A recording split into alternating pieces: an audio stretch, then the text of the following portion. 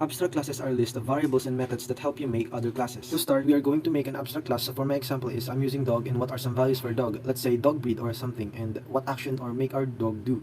I'll put bark. We'll have it in a normal method and we'll actually implement it too. Let's use this abstract class by doing dog d equals new dog, and let's try to use it just like any other class. As you can see, we have some red underlines here, and without the abstract, the error will not appear. The reason why we can't use this is because we can't use an abstract class like a regular class. And to fix this, we have to make a new class. So I'm going to put class wolf extends dog. And after that, we are going to input our new class, which is wolf w equals new wolf, close, and then we're going to change the bark into w.bark. And let's run it, and this is the result. So in here, we can also print out c.breed if you wanted to. After that, let's run it. As you can see, it is null because we are not setting it or using it yet. Let's actually get rid of that together because this is the most important abstract classes in Java, which is the abstract methods. An abstract methods is an abstract that isn't implemented yet. So it's the same as before, public, except this time we add abstract, void, howl, and close it. As you can see, we now have an error here in the wolf part because it needs to now have the howl method we just inputted. So now we can add the method howl inside the class wolf. And let's print out wolf howled. Here's w.howl and close it, and then run it. Wolf knows how to bark because it extends dog. It knows everything inside the abstract class. It also knows how to howl, but it doesn't know what to do since it is not implemented.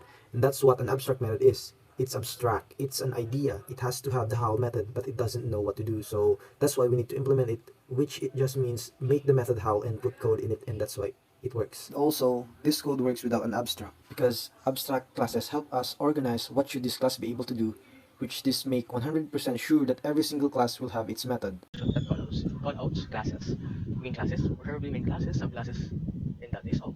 So it has a lot of functions, and let us see how you do inherit class or inherit function. First, I have an example, an animal. So what does animal do? So an animal eats. So that's my first example.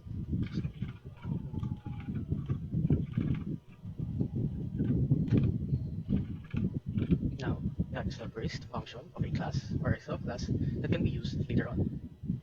So let us find a specific animal, say let's say bird. In order for you to call out or to do the functions inside the inherit one or the animal class, you need to do the extends function that calls out the animal class or the other subclass. So what does birds do? Say void chirp. Void chirp.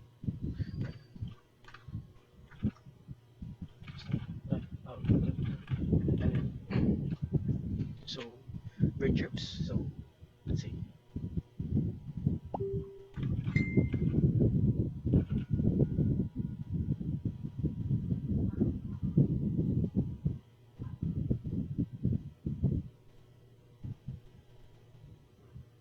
now that you have used or you have done doing the function, let us call out. So,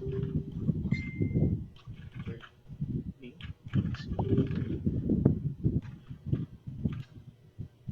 so B.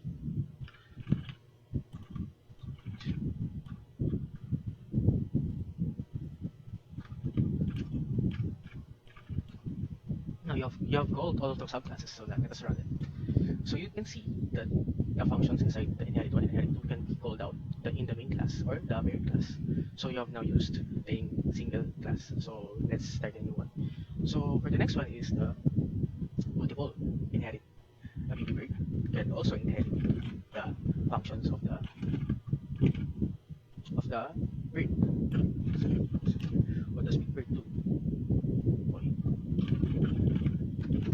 Then, system. Out.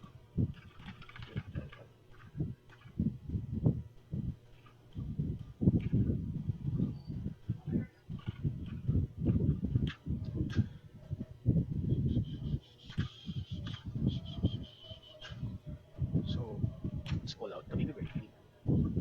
Baby bird equals bird. So baby bird. So let's copy this paper fast. Then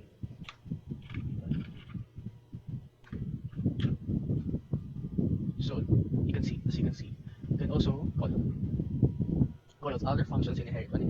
Since the baby bird extends the bird, then the bird extends the animal. So we can use the animal class, and that is all.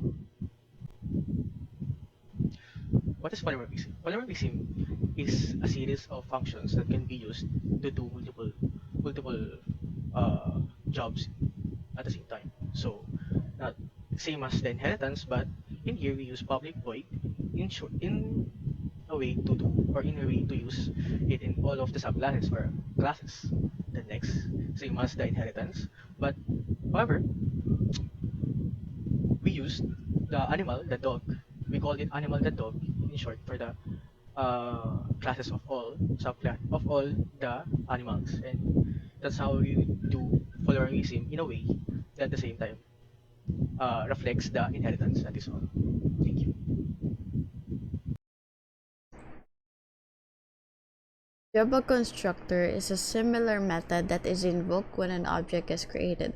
Here we have our code where we have created a constructor in the main, and inside of it is the value of the variable that we initialize, and therefore in the right side we can see it's printing its value of its variable.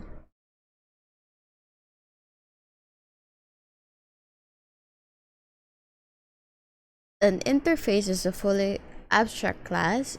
It includes a group of abstract methods without a body.